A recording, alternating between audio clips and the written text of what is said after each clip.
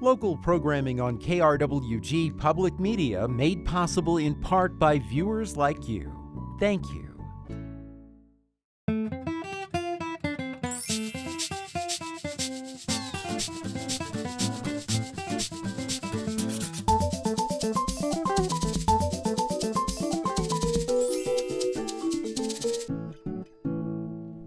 Hello and welcome to Fronteras, a Changing America. I'm Anthony Morneau. Today we discuss immigration, DACA, and educational justice with a member of the New Mexico Dream Team. Please welcome Uriel Rosales, who works as a Southern New Mexico field organizer for the organization. Thank you so much for taking the time to talk with us, Uriel. Oh, thank you for having me. Well, it's great to have you on the program to talk about such an important issue to so many people. But first, I'd like to learn a little bit more about your organization. There may be members of our television audience who aren't familiar with your organization. Could you share with us the mission of the New Mexico Dream Team? Yeah, definitely. So the New Mexico Dream Team is a immigrant youth-led organization in the state of New Mexico. So we're all like my age. We all look young. And our mission and vision is to empower our communities and empower the youth to create changes in their communities, in their schools, because we often are told that we don't have power, although we do. Even though we don't have, some of us don't have the right to vote, we do have the power to create changes in our communities by organizing, by educating each other on things that they may not teach us at school, and that's part of our vision to empower the communities for them to advocate for themselves, right? So I'd like to hear from you. You do work in educational justice. You also work as a Southern New Mexico field organizer. What is a typical day like for you in this work? Yeah, so I do a little bit of everything. Unfortunately, I'm the only organizer in Southern New Mexico. So my title is field organizer, but I try to do a little bit of everything.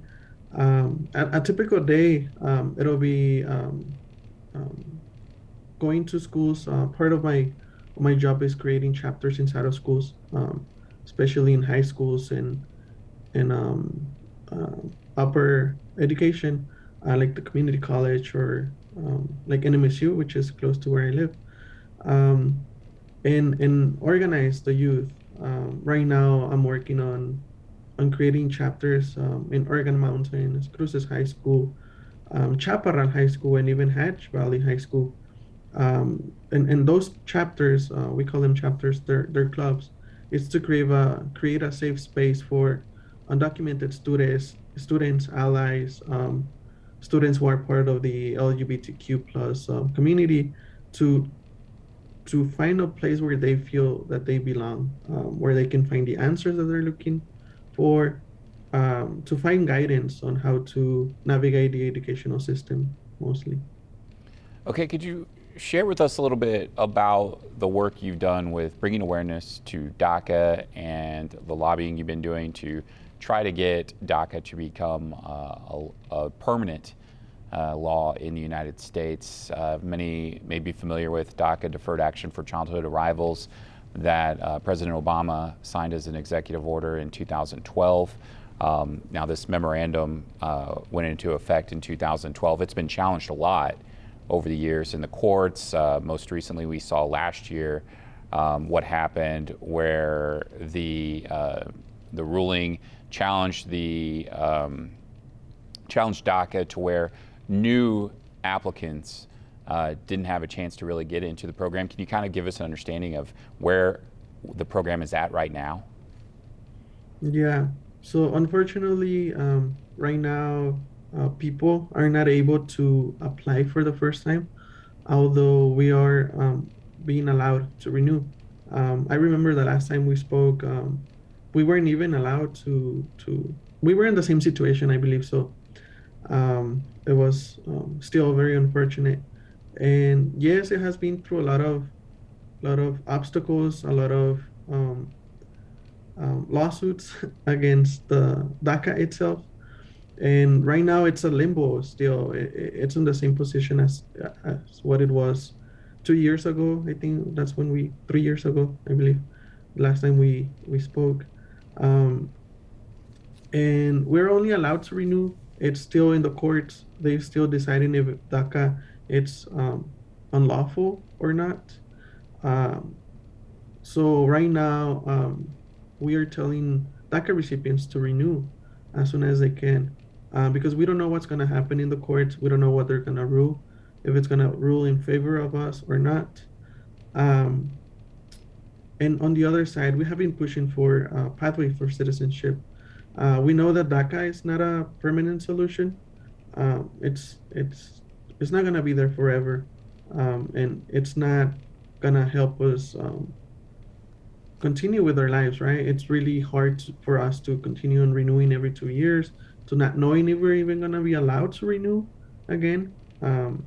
So we need to push for a pathway for citizenship. That's what we really need, and not just for DACA recipients, but for the 11 plus million of people, of immigrant people who are here in the United States with no documents. Yeah, you bring up a point where so many people have so much at stake. Just looking at some data from the Migration Policy Institute, as of December 2021, there were over 611,400 DACA recipients in the U.S., and it's estimated that over 1,100,000 are eligible to be in the program. In New Mexico, there's around over 5,340 DACA recipients. It's estimated around 9,000 are eligible to be in the program. This program has really made an impact on your life. Can you share with us a little bit about your own personal story about how DACA provided some opportunities for you?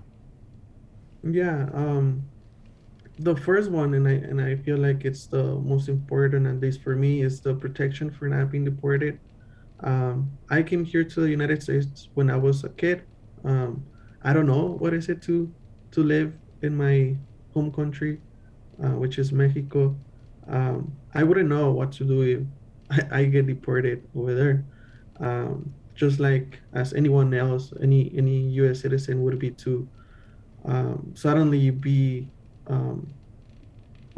thrown to a different country. It'll be the same thing for me, and it'll be the same thing for any other DACA recipient who got here when they were a kid.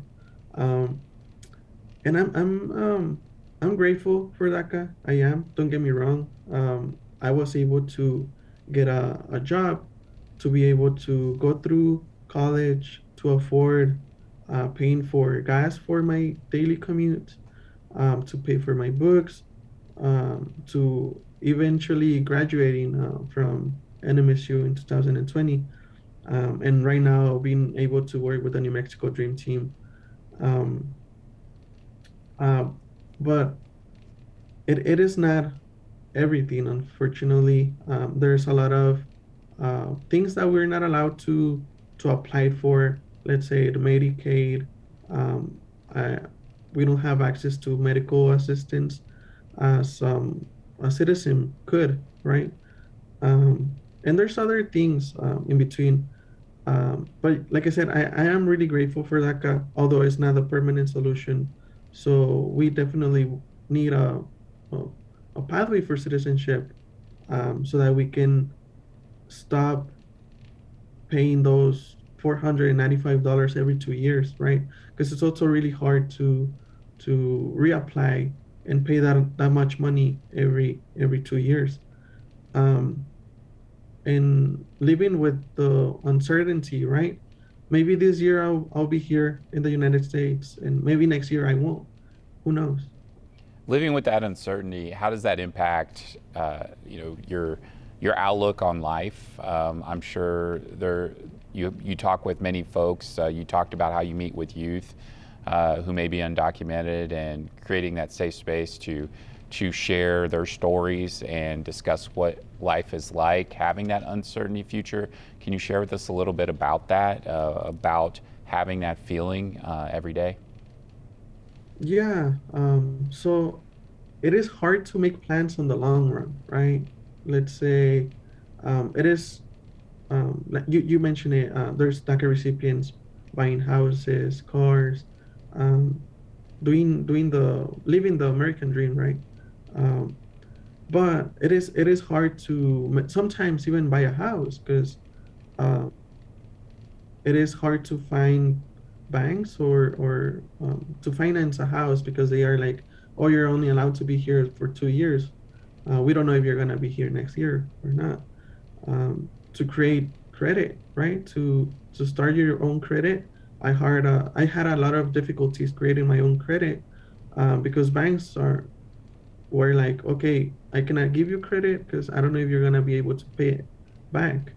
Um, so those are like difficulties that are hard to um, go through in the everyday life because sometimes you're not able to plan on the long run. Let's say for years, you're always thinking if what's gonna happen with DACA, right? If I'm gonna be able to renew, if I'm gonna have a job. And now with the pandemic, like a lot of us got a lot of uh, um, maybe we run out of like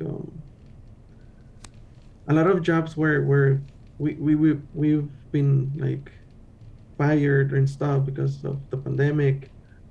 So it's been really difficult, um, and not just for DACA recipients, like a lot of undocumented people who didn't benefit from the stimulus checks Yeah, you as mentioned well. pandemic relief. That wasn't federal pandemic relief wasn't available for people who may be undocumented living in our region and across the United States.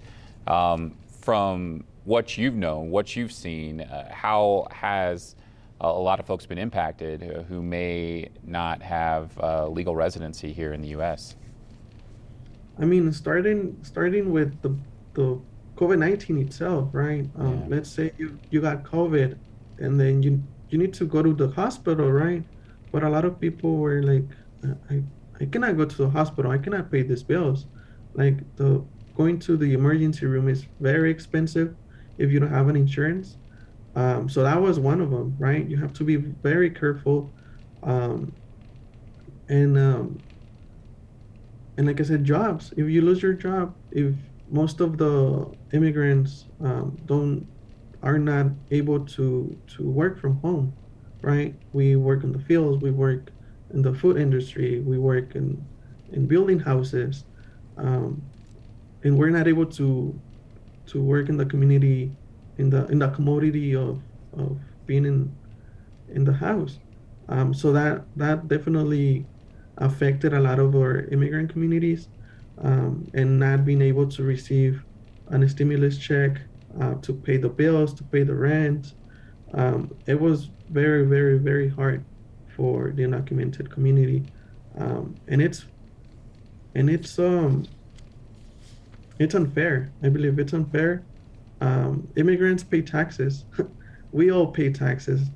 Um, so there's nothing that someone could say that we're not allowed to receive that money because we all pay taxes anyway. Now, this has been an issue for a long time in the U.S. There's been a lot of dreamers pushing for the DREAM Act to be put in place. DACA recipients have been lobbying for full citizenship, to have a pathway to citizenship in the U.S. Many politicians have said they favored this move, but it hasn't happened. In 2020, Pew Research Center did a survey and found that 74% of Americans favor a law that would provide permanent legal status to immigrants who came to the U.S. illegally as children, while 24% are opposed. So there's some overwhelming support for DACA recipients to have a pathway to citizenship and legal residency here in the U.S. You know, when you hear those numbers and you hear how much support the program has and dreamers like yourself have, but yet there is no law being put into place, what do you make of that? I mean, it just doesn't make sense, right? Like it just doesn't make sense. How come Congress hasn't passed citizenship for us, right? It just doesn't make sense. It's the reason why we have been pushing our Congress to pass a bill, and unfortunately, even though they have the votes to do so, like you said, most of the people are in favor of us. Um, they're not doing it. They're not doing their job. They're not listening to us. Um, I guess all they care is um, votes and money at the end of the day. Yeah, I think especially in a political year, what do you see with so many elections happening this year? Do you have a lot of optimism that something could get addressed in the next year? I mean, we have to be optimistic. We have to still believe that something can happen. We don't need to stop doing work, even though we might not believe that something's gonna happen. Like you said, it's an election year, right? Um, Unfortunately, yeah, I do believe that of some people are gonna be like careful of the decisions that they take, um, because if it's election year. But it's still, we need to keep pushing. We need to be preparing ourselves for them to, especially the Biden administration, um, to do something about his promises. Right, when he was in before he got elected, he was promising a path for citizenship within the 100 days of he being elected. He haven't done any of that. So we need to keep on pushing them, his administration, um, because none of what he promised he has done. Um, like I said, yes, it's election year, but it's time for communities to go out there, advocate, get involved with organizations who are in the works of advocating for this kind of legislation. Um, because if we stay at home and don't do anything, nothing's gonna happen. So, in this time where things kind of seem like they're in limbo right now for a lot of folks, I mean, when you think about that, and you mentioned it's hard to make long-term plans, but it also has to be very difficult for those who may be eligible to be DACA recipients, but don't have the opportunity to be in that program, to have that protection as well, to pursue jobs and potentially an education so they can advance themselves and their families in this time. Can you kind of give us some perspective of the folks that you talk with in the communities who are facing these challenges right now, especially during a time where we're seeing rising costs of living around the country? Yeah, rent is very expensive, huh? um, I mean, if it's difficult for us DACA recipients, it's gonna be way difficult for them, right? Um, they are in the same position as we do. They got here when they were kids. They were just not allowed to apply for the first time. Um, Sometimes because they didn't have the money to do so. They didn't have the right documentation at the right time. Um, I do have a few friends who are eligible but were not allowed to apply, and it's really hard. Like it's been undocumented. It's been it's not having those 2 years of safety of being here in the United States. It's not having the possibility of having a social security number, being able to work with a social security number. Um, and on the education side, I mean, we're in the DACA recipients do not receive any benefits in comparison to residents or citizens. Although, and I am happy this happened, but in the state of New Mexico, a bill just passed the scholarship, the no the opportunity scholarship bill that just passed, making college um, free for anyone, for any resident in the state of New Mexico. And it also doesn't matter your status.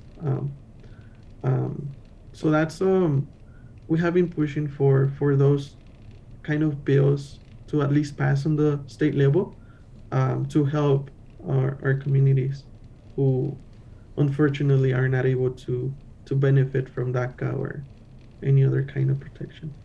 Now, you mentioned, just opportunities that are available for folks. Now, educational justice, you brought up the bill at the state level that allows more folks to attend college in New Mexico. When you're talking about educational justice, what are some things that you're constantly addressing that in New Mexico, in our region, that you feel are important?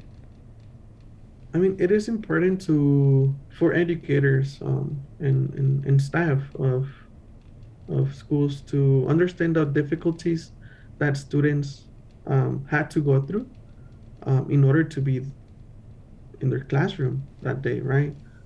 It is different, very different the daily life of an immigrant student than a U.S. citizen. Um, So actually, with the New Mexico Dream Team, it will be hosting an educator summit on April 30th in Santa Fe, and also we're inviting teachers and staff from Southern New Mexico to participate via Zoom. And during that summit, we are addressing the ways that we can, teachers can best help immigrant students. The best thing about this summit is that it's not adults teaching adults, it's students teaching um, teachers, right? Letting them know what their needs are, or what best is gonna, what things are gonna best help them, guide them through the educational system. Um, and like I said, the focus of the Educator Summit is to um, create what is it called, that change, how to give them, for us to give them the tools for those teachers to create institutional changes in their schools, for benefit of the students. uh, what to do if an undocumented student comes to you and tells you that he's undocumented, what resources can you give them, um, all those little details that unfortunately I didn't benefit from when I was in high school, at least open that opportunity for other students uh, to have a teacher that would support them in their schools. Yeah, I'd like to hear a little bit more about that. You mentioned that a school day is very different for an immigrant student. How different is it? Can you kind of explain it to us a little bit about just what an immigrant student might be going through just on a daily basis attending school?